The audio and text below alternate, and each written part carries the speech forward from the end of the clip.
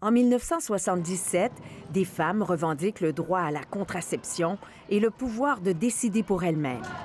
C'est l'année où l'ONU décrète que le 8 mars sera la Journée internationale des femmes.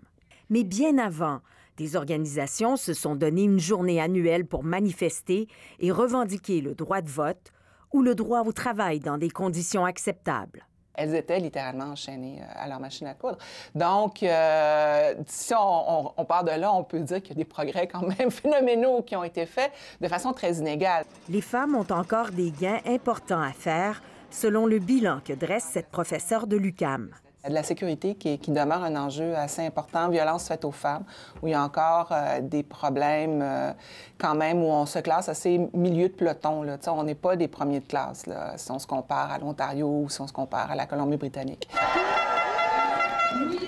Depuis 2 ans, cette préoccupation a connu un nouveau souffle. C'est une question lancinante et qui est gardée, dont l'enjeu est gardé très vivant par la ténacité du mouvement MeToo. Moi, je le vois dans mon milieu de travail. Il y a des gars qui se sont posés la question en disant « J'ai-tu fait quelque chose? » Puis je m'en suis même pas rendu compte. Au niveau de l'équité salariale, on sait que majoritairement, c'est les femmes là, qui sont dans les emplois les plus précaires. On a énormément de chemin à faire dans le réseau de la santé pour nos professionnels. Surtout dans le domaine privé, dans les domaines non syndiqués, on voit qu'il y a des écarts salariaux encore importants et qui ne se justifient d'aucune façon autrement que par la discrimination. Meilleure reconnaissance des emplois féminins. Il serait temps de payer les infirmières au salaire qu'elles méritent vraiment. Le 8 mars a encore des beaux jours devant lui, ce qui est malheureusement pas une bonne nouvelle pour les femmes, mais bon, nous, on va mener le combat tant qu'il va falloir le faire. Hein?